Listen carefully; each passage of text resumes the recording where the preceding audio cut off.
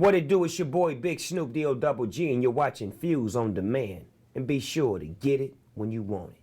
Yeah, they say they want the realness. Rapped about my real life. Told me I should just quit. First of all, you talk white. Second off, you talk like you haven't given up yet. Rap stepfather, yeah, you hate me, but you will respect. It's a more focused album. Like I knew what the album was trying to say. I think it's good. I think it's a really good album. I do expect some people to be like, this is not like your other stuff, because I don't think it is. I'm okay with that, but it's honest. It's the most honest I've ever been. It's pretty honest. Me and Ludwig made all the beats like from scratch. Like there's no samples on it. There's no featuring on it. It's a very like straightforward, just like telling my story.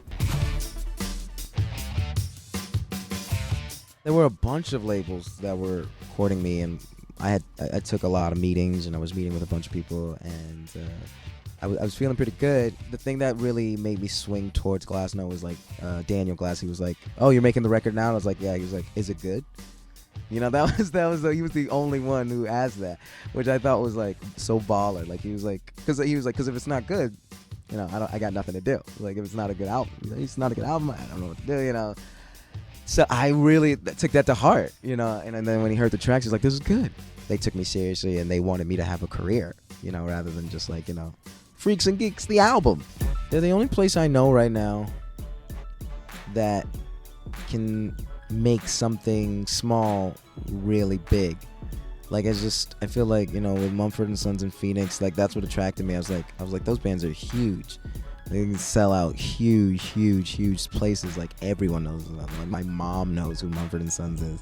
My mom is a black woman from the Bronx, and she knows who Mumford & Sons is. They play bluegrass, and they're from Europe.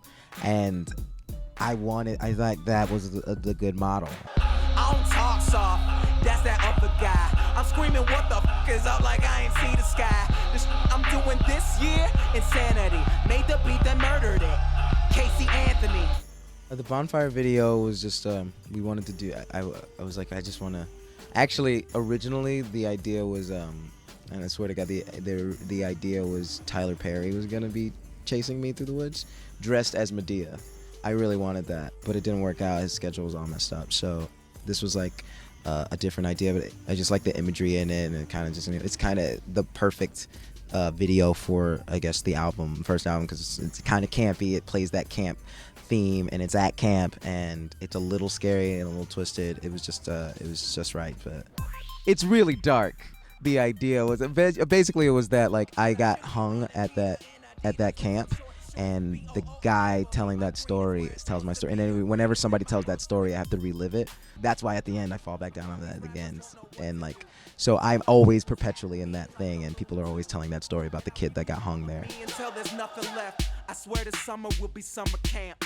We had a much more it was basically just for me and the director, but we were just like, it was the first, like it was like segregated camp, and it got like I was the first black kid, and they hung me, and I was like, oh, that's so messed up and dark, but obviously you don't want to. Obviously I wasn't gonna put that as a like thing before the video, but I just wanted it to be like weird and dark and sad.